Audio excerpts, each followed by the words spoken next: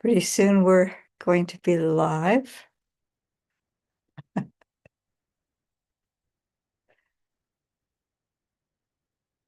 Okay.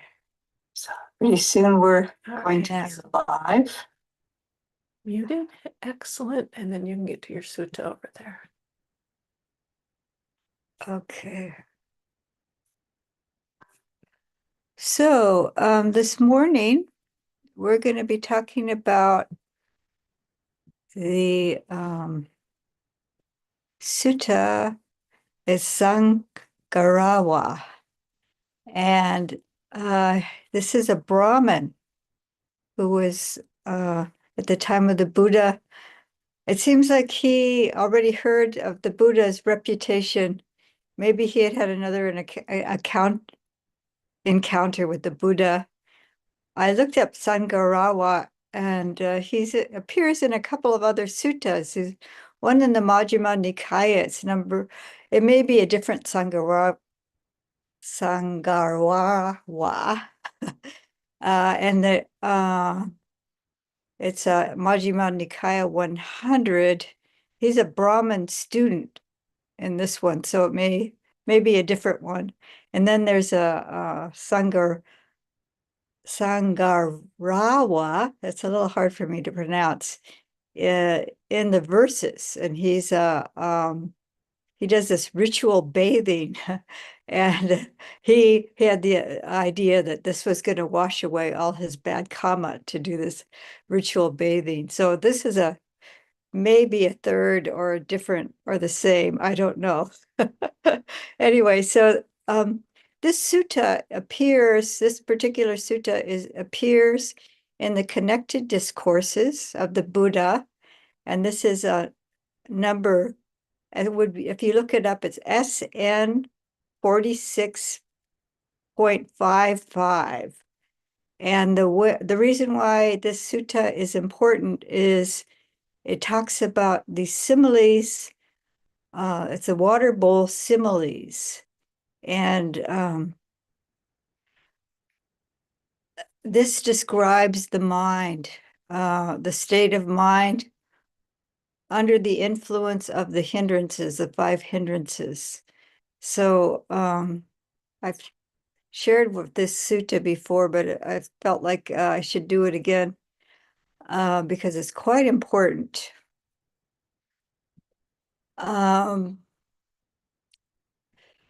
So I'm going to put, before I start reading, I'm going to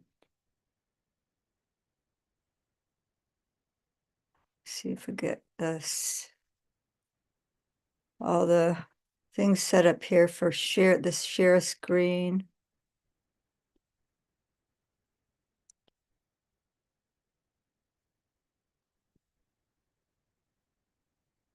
So can you see this?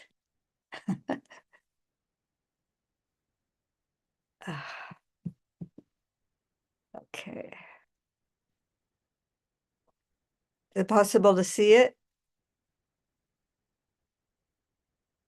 Okay. So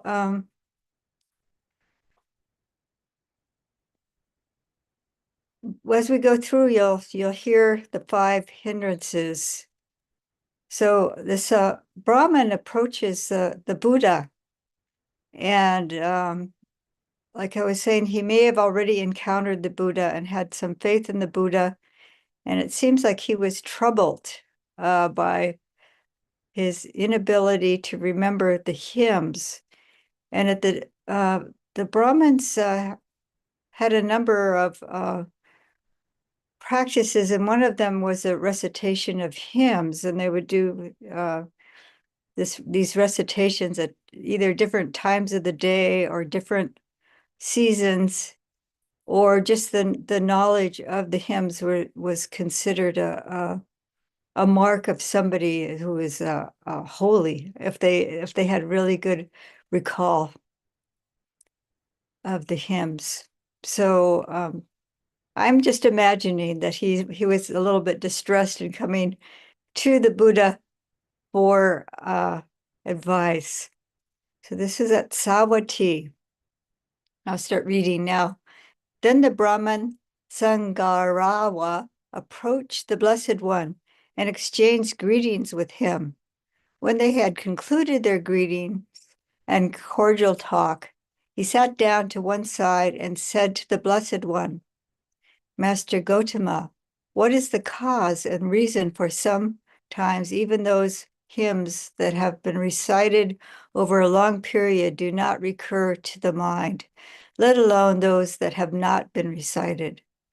What is the cause and reason why sometimes those hymns that have not been recited over a long period of time recur in the mind, let alone those who have been recited?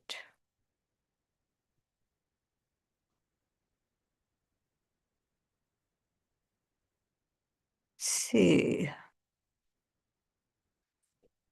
I think I have Bhikkhu Bodhi's translation here.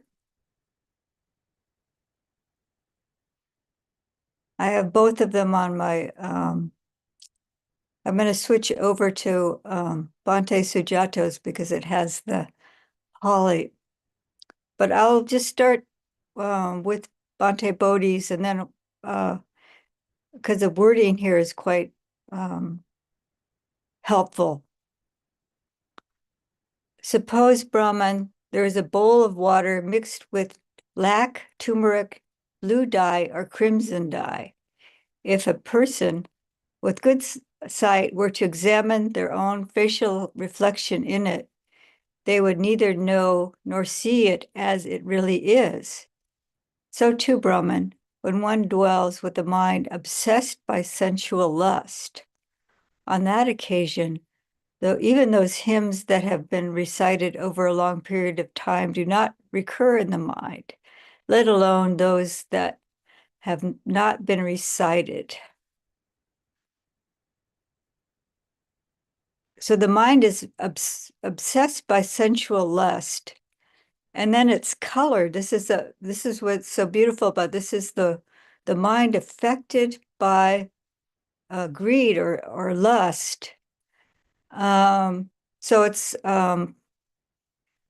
you can't see things as they actually are. It's distorted in some ways. It's like you only see the beautiful aspect of it. It's colored. It's, you're attracted to what's appealing, but you don't see it as it actually is.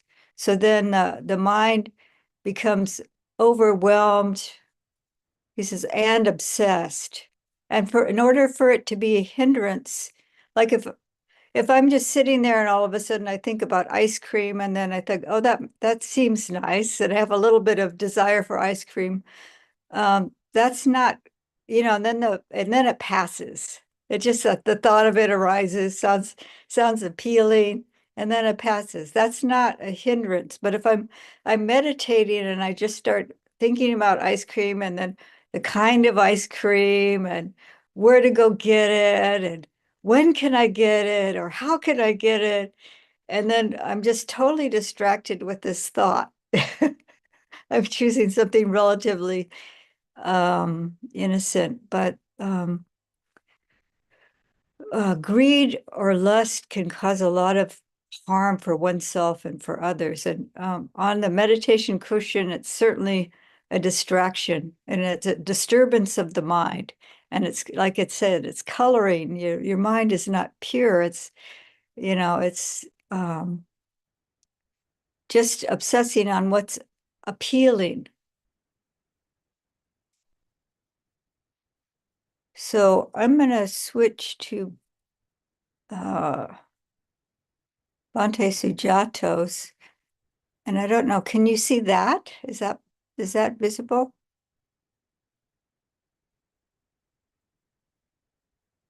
You're seeing a different translation with the Pali there now? Yes? Okay, great. It's a Okay. little on the small side, so I don't know if there's a way to zoom in a little bit, but otherwise good. Oh, it's small? Okay, can you see both of them or is it just one? There's only we one see up right both, maybe now. oh yeah, you could expand that screen all the way to the left and Yeah, make it the font bigger. Let's see. Let's see.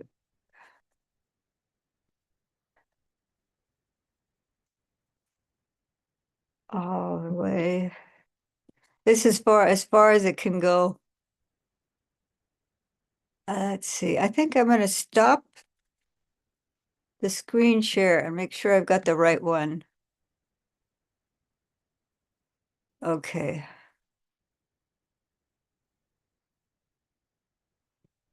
Share screen. Chrome.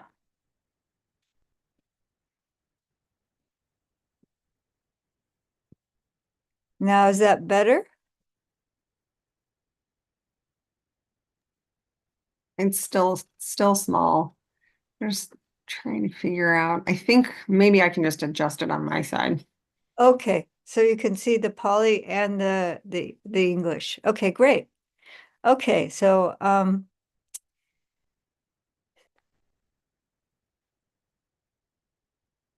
we have here the Kama Raga, and that's and then the translation, it's the compound word that's the obsessed by sensual desire, consumed by desire for sensual objects. So as I was saying, here he's talking about the color, like the bowl of water, and in the time of the Buddha, they didn't have mirrors, or maybe most people didn't, maybe some did, but they would use bowls of water for reflection to see their own reflection. But when the water has dye in it, then you're not really seeing yourself as you really are. And so when the mind is obsessed by sensual desire, then it says you can't see at that time, you don't truly know or see what is good for yourself or good for another or good for both. So it's a distraction, and you can cause harm to yourself or others. And in the case of this Brahmin, he got distracted he can't even remember his sacred hymns at the time when he really, wants to be reciting them. So even a person with clear eyes checking their own reflection wouldn't truly know or see it. In the same way, your heart is overcome and mired in sensual desire. Even the hymns that are long practiced don't spring to mind, let alone those that are not practiced. So here, Bhante Sujato is translating, it's chitta actually, but chitta sa is referring to the mind. It's with mind, having mind, thought, intention. But chitta is also translated as heart. It's an aspect of mind or heart. So it may be more volitional rather than intellectual. There's a lot of overlap between the different ways that mind is expressed in the Buddha's teaching. But Bhante Sujato chooses heart, and Bhante Bodhi said mind.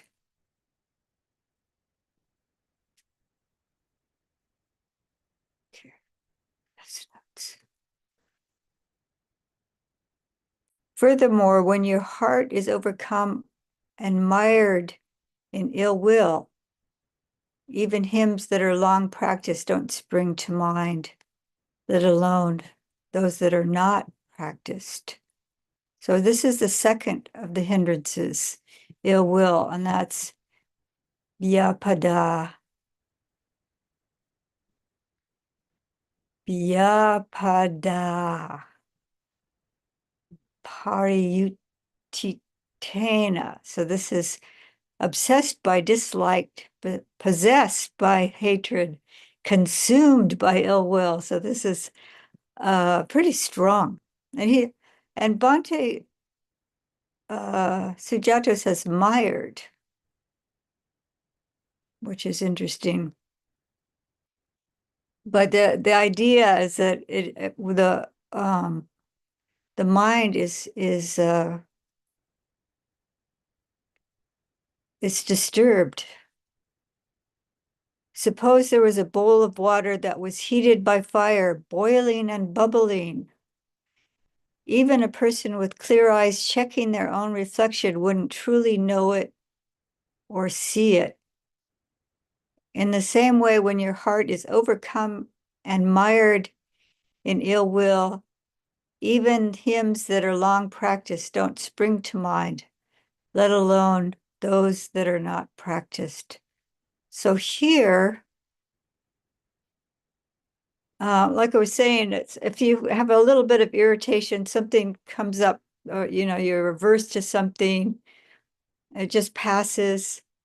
That's one thing. But if you start obsessing about it, then the mind becomes very agitated. So like boiling water is very agitated, and it's hot and it's dangerous. You could, if you get splashed by the boiling water, or somebody could accidentally spill it on somebody else, or you intentionally, splash somebody with boiling water, they would be injured. So this is very harmful.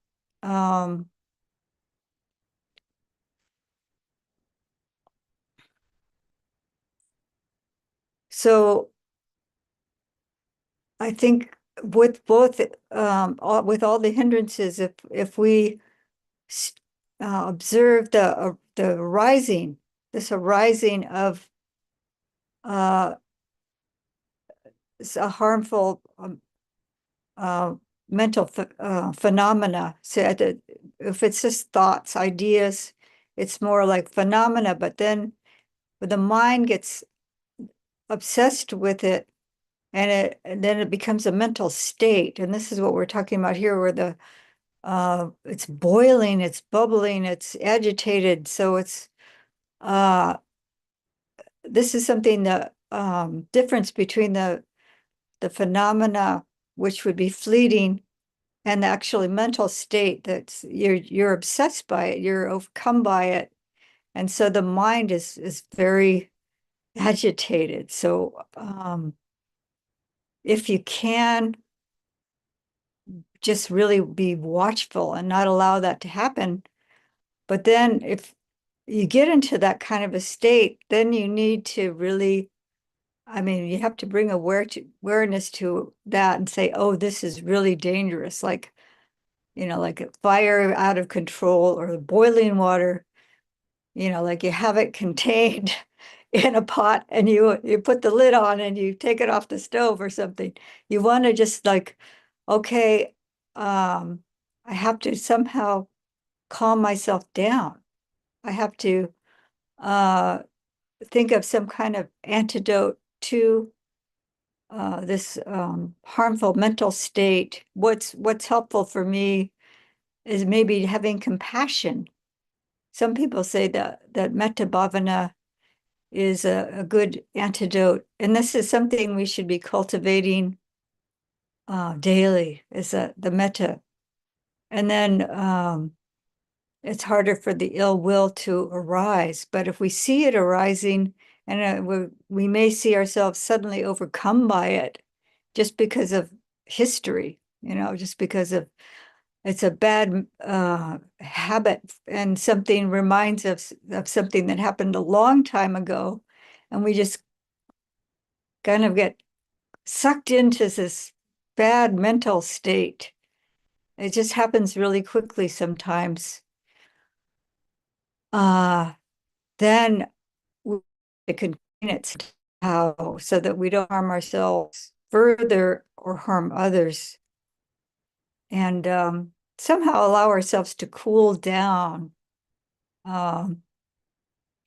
Maybe removing ourselves from a situation or just having compassion for ourselves.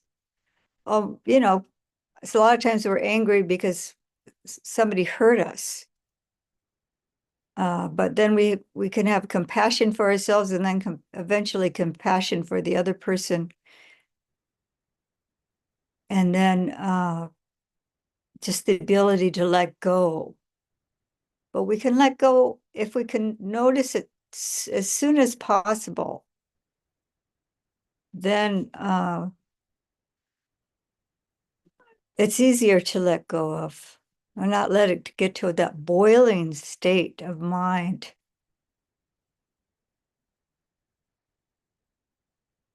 So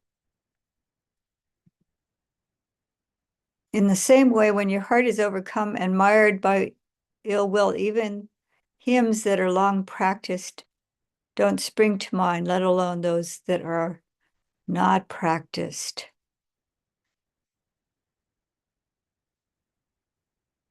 So furthermore, when your heart is overcome and mired by dullness and drowsiness, and this is Tina Mida, and it says, obsessed by dullness and drowsiness, consumed by sloth and torpor. I think Bhikkhu Bodhi translates the Tina Mida as sloth and torpor. So this is a little bit, it's different than just being sleepy or exhausted. Sometimes it's a response to suppressing anger. You're kind of pushing something away, trying to push it down. So we don't want to feed anger or anything like that, but we need to be aware of what's going on with us. Or if we're having a lot of anxiety, we try to push away the anxiety. We try to suppress it, stop it. And a lot of times on the cushion, we're sitting there and the mind is really agitated. And so we're working really hard to suppress that. And then the mind just suddenly, it's like, okay, it's settled down. It's quiet now. And then we're like falling over asleep. So this is more what dullness and drowsiness is, because it's dull. You know, we're just, the mind is not alert because we've forcibly trying to suppress something. It's interesting that the simile here is, suppose there was a bowl of water overgrown with moss and aquatic plants. And Bhante Bodhi says algae and water plants. And algae, actually, I lived in a place where there was a spring that was feeding a water tank, and we had to clean out the algae, and where there was a spring box, and then the water flowing somehow to the water tank. And so there was this like really goopy, kind of thick algae blocking the flow of the water. So it's kind of, I could relate to the simile. It's just like that.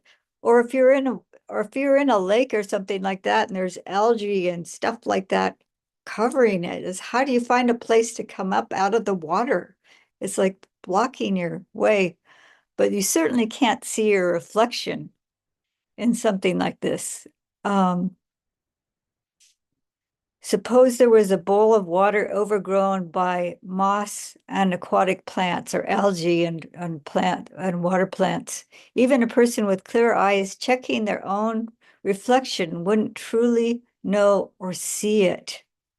In the same way, when your heart is overcome and mired in dullness and drowsiness, even the hymns that are long practiced and don't spring to mind, let alone those that are practiced. So this is, I was saying, it can be suppressed. You have to be aware. One thing is prevention, is that but you can acknowledge what's going on, or if you are feeling really agitated, not trying to forcibly suppress the agitation so that you put too much energy.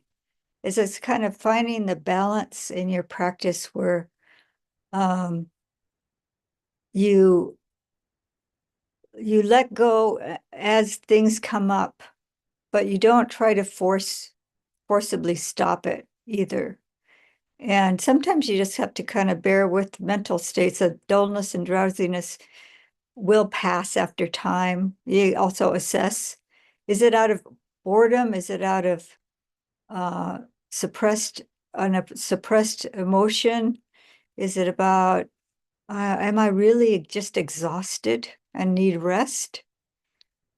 So changing position is helpful with this. If you've been sitting and you're falling over asleep, you can stand or do some walking meditation, or even maybe you need to, like for sometimes I need to bring my energy up, and I'll start thinking about the suttas, or they recommend also recitation. You can think about reciting something inspiring and inspiring verses in the suttas.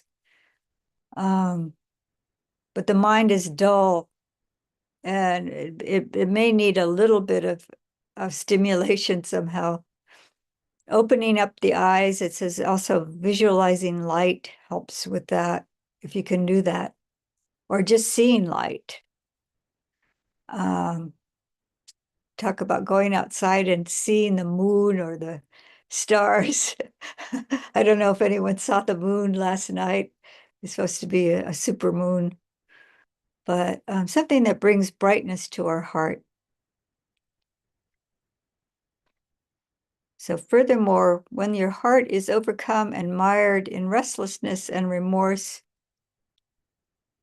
even hymns that are long practiced and don't spring to mind, let alone those that are practiced, don't spring to mind, let alone those that are practiced. Suppose there was a bowl of water stirred by the wind, churning, swirling, and rippling. Even a person with clear eyes checking their own reflection wouldn't truly know it or see it. In the same way, when your heart is overcome and mired in restlessness and remorse, even hymns that are long practiced don't spring to mind, let alone those that are not practiced. So restlessness and remorse is also anxiety, and it's kind of going over and over and over the same thing, like, or how can I do it? How can I avoid this problem? How can I change this situation?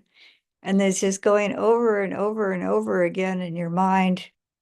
And this is like the wind just stirring the mind up. It's an agitated state of mind. So of course you can't see the mind is not clear at all, because it's just very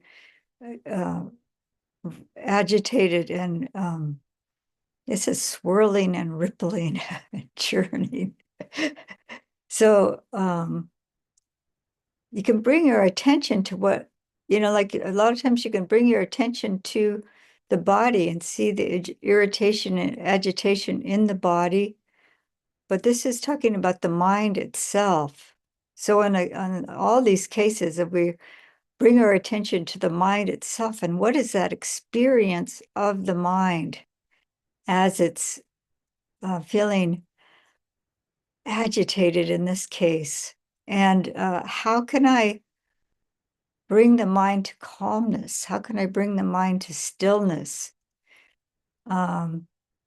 So sometimes once the mind is like kind of chewing on this something over and over and over again, you might ask yourself, well, is there anything I can do about it at this very moment? Can I change the situation, or can I control the situation? And is it helpful for me to be thinking about this right now? Is this what I set out to do when I sat down on the cushion? And usually the answer is no to all those questions. So just thinking, oh, well, there's nothing I can really do about it now, is there? And this isn't the reason why I sat down to meditate, to try to solve the world's problems or balance my checkbook or whatever it is. I don't know what goes on in people's minds. I know what goes on mine, but I can't solve the future now. And the future will just be the future, how it is. So can I just let go?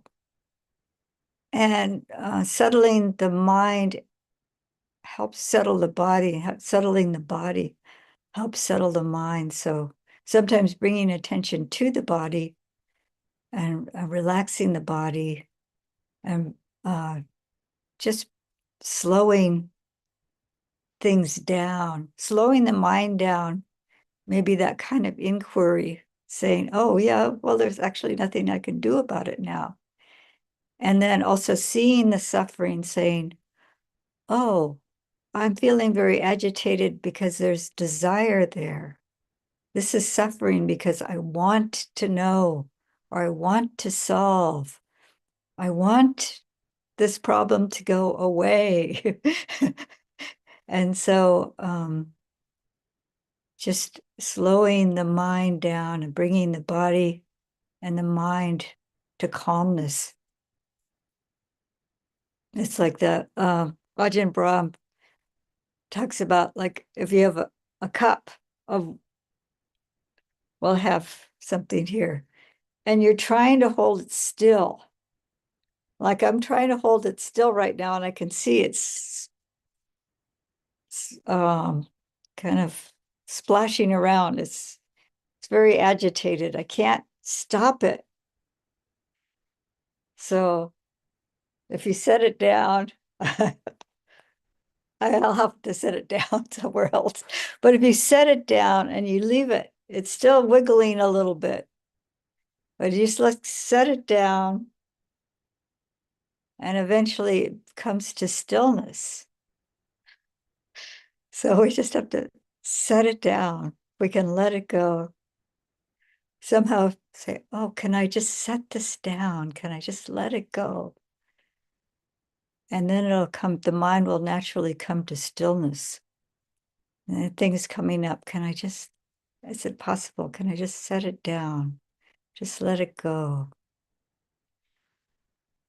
So when our hearts or our minds are overcome with restlessness and remorse, then we were unable to stay with our object of meditation. Like this is like the hymns of the Brahmin, is this object of meditation.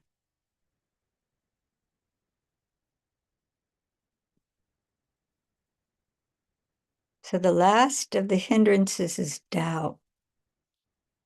And that's vicikiccha. Vicikiccha, obsessed by doubt, consumed by uncertainty. So uncertainty, I think that's really a good translation, because, I mean, you might doubt something, and the Buddha also encourages inquiry. And if you don't understand something, you might have some doubt. But there's this kind of uncertainty that's it's going this way and that way. Is this true? Is this not true? And it's seeking the answer that's unanswerable. And sometimes we just have to let go of those kind of things, especially when we're on the cushion. If there's a lot of uncertainty or unclarity of mind, then it's a disturbance. It's similar to the restlessness of mind, but it's like begging the answer or demanding the answer. It's something that might be unanswerable at the time. It's kind of what this kind of doubt is, rather than a real inquiry of, oh, the Buddha said that suffering comes from craving. And can I see that in myself? That's not doubt. That's like kind of an inquiry. How, oh yeah, I can see for myself. I can start understanding it. Or if I have a question, I might ask somebody later, not while I'm sitting on the cushion. If I can't come to some kind of reasonable understanding myself. If I'm doing samatha practice, that's not the time also to be doing some kind of inquiry. But this wichikichi is a kind of it's an unsettled, uncertain. It's like the symbol. Another simile is being at the crossroads. So I'm at the in the desert, in the crossroads, and I need to turn either right or left, and I'm not sure which direction to go. So I'm just standing there perplexed. And then it says, then the bandits come and attack you. This is another simile of doubt, what doubt is like. And so it's an unwholesome mental state. It's not something that's forward leading. So you'll know the difference between like a real inquiry into something and this uncertainty or doubt. So that's a difference. And that's another thing with just setting it down. Can I just set it down for now? Can I just let go? And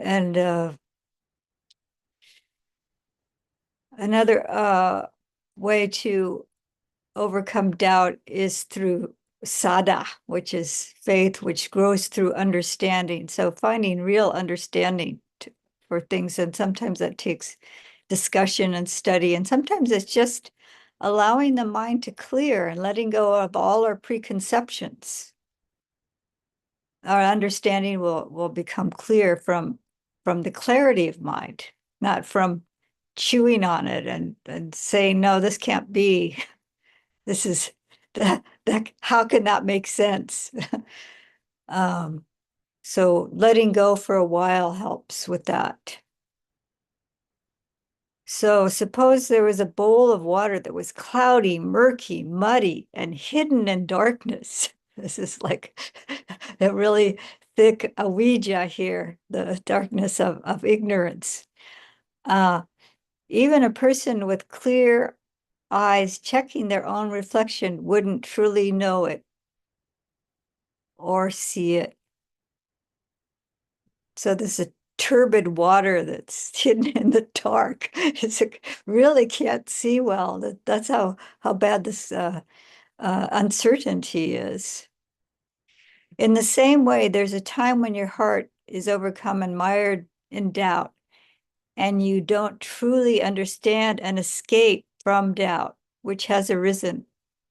At that time, you don't truly know or see what is good for yourself, good for another, or good for both. Even the hymns that are long practiced don't spring to mind, let alone those that are not practiced. So here he's talking about an escape. And that is, could find it,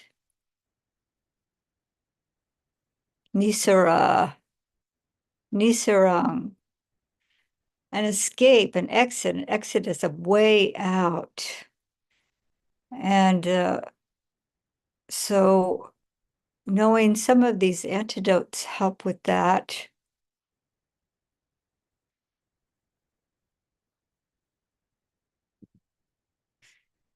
So they talk about the gratification, the danger, and the escape in the suttas. And the gratification or the attraction is another way. It's asada is translated.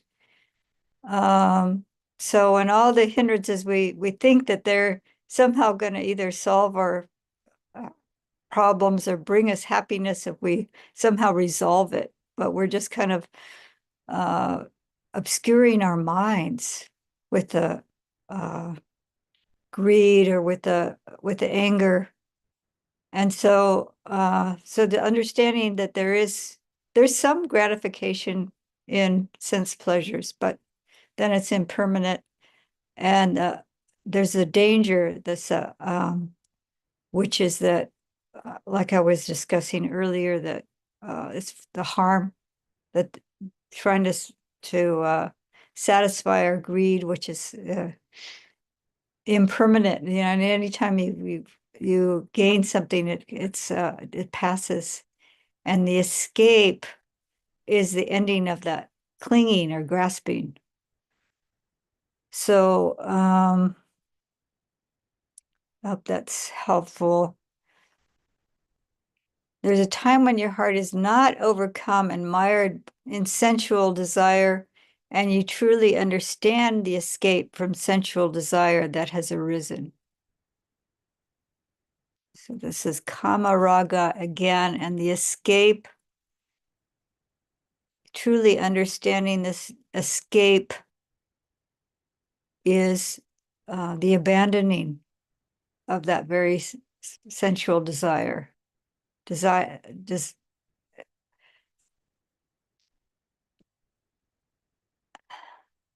And suppose there was a bowl of water that was not mixed with dye, such as red lac, turmeric, indigo, or rose madder. A person with clear eyes checking their own reflection would truly know it and see it. In the same way, when your heart is not overcome and mired by sensual desire, even hymns that are unpracticed, long unpracticed, spring to mind, let alone those that are practiced. So this clarity of mind allows things to arise, that important things, the understanding of the Dhamma is much more, you're much more capable if the mind is free of these hindrances. And then he goes through all the hindrances. Furthermore, when your heart is not overcome and mired by ill will, in the same way, if it's not boiling, if the mind is not boiling, you can see your own reflection. You can see the good in yourself and the good in others. I'm going to go through this quickly because I think our time is getting short here. In the same way, when your heart is not overcome and mired in ill will, even then you can see the good in yourself and others, and you can stay with your meditation object, or you can understand the Dhamma clearly. Furthermore, when your heart is not overcome and mired in dullness and drowsiness, and the bowl of water is not overgrown with algae and water plants, then it's clear and bright, and you can see your own reflection. A person with clear eyes checking their own reflection who truly know it and see it. In the same way, when your heart is not overcome and mired by dullness and drowsiness, you can even the hymns that are long unpracticed spring to mind, let alone those that are practiced. Furthermore, when the heart is not overcome and mired by restlessness and remorse, it says, suppose a bowl of water is not stirred by the wind, churning, swirling, and rippling. So the water is still, clear, calm. There's a lot of metaphors in the Buddha's teaching about the stillness of water. Suppose there was a bowl of water not stirred and churning and swirling and rippling. In the same way, your heart is not overcome and mired by restlessness and remorse. Just keep going down a little bit more quickly. So that was the 5 hindrances, and it's good to be aware of them, just so that if you catch them, starting to formulate in your mind. Just try to abandon them as quickly as possible. And if they are overwhelming your mind, you can bring your attention to that. These where these similes are helpful is that you can see, oh, when I'm angry, it is like boiling water. Oh, it's hot, it's uncomfortable. Or it is like that feeling of being overgrown by water plants when I'm feeling drowsy or something. You could kind of like sense the mind itself. And that sometimes the awareness helps with overcoming the hindrances. Just that awareness or finding an antidote. Suppose there was a bowl of water that was transparent, clear, and unclouded, brought into the light. A person with clear eyes checking their own reflection would truly know it and see it. In the same way, there's a time when your heart is not overcome and mired in doubt, and truly understand the escape from doubt that has arisen. At that time, you truly know and see what's good for yourself, good for another, and good for both. Even hymns that are long unpracticed bring to mind, let alone those that are practiced. This is the cause, Brahman. This is the reason why sometimes even hymns that are long unpracticed do spring to mind, let alone those that are practiced. So I forgot to mention earlier, this samyutta that the sutta appears in is in the Bojjhanga Samyutta, which is the enlightenment factors, the connected discourses on the enlightenment factors. So now the Buddha is going to mention the enlightenment factors here. These 7 awakening factors are not obstacles, hindrances, or corruptions of mind. When developed and cultivated, they lead to the realization of the fruit and knowledge and freedom. What 7? The awakening factor of mindfulness, investigation of principles, energy, rapture, tranquility, immersion, and equanimity. So these are the 7 awakening factors or enlightenment factors. These 7 awakening factors are not obstacles, hindrances, or corruptions of mind. When developed and cultivated, they lead to realization of the fruit of knowledge and freedom. When he said this, Saṅga rava said to the Buddha, "Excellent Master Gotama, from this day forth may Master Gotama remember me as a lay follower who has gone for refuge for life." So this ellipsis here there's stock phrases that about turning upright what had been overturned and shining the light in darkness so those can see and so on. And then they go for refuge. It's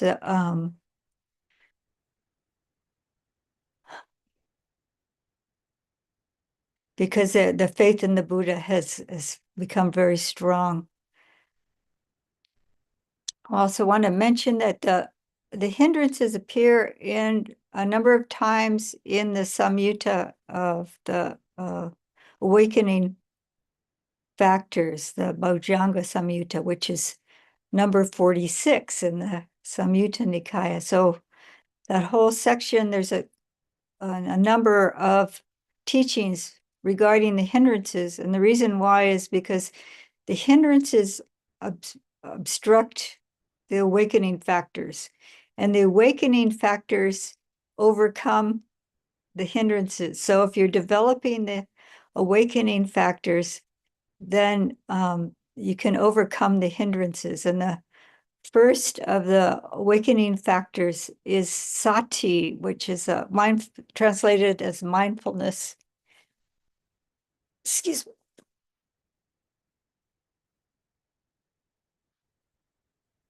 So I like to say Ajahn Brahm said one time that there are 7 awakening factors and there's 5 hindrances. So the good guys outnumber the bad guys.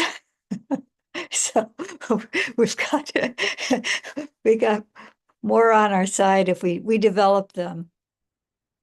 So we have just a few minutes here. I'm going to stop the screen share. And I can open this up if anyone has a question or a comment about what was just shared today. And I have a person I don't know if I've met before.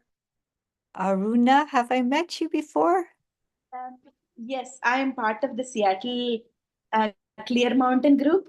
Oh, So welcome. I I'm met glad you you there. joined us this morning. Okay. Thank you. I will be joining going forward. Thank you. Okay.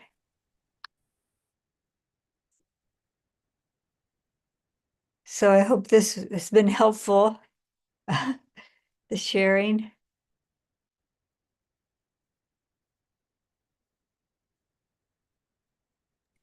I appreciated your distinctions on sloth and torpor and restlessness and doubt energetically, because I kind of get muddled up in those sometimes. Uh-huh. Thank you. You're welcome. They're very similar, but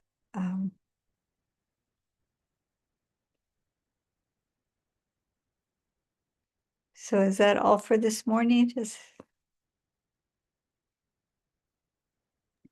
Okay, thank you very much. And like I said, it's if you don't have the hindrances, what they are memorized, it's a good thing to know them, and so then you can recognize them, and then they appear in a lot of teachings. So it's good to just to be the awareness of them is important to overcome them.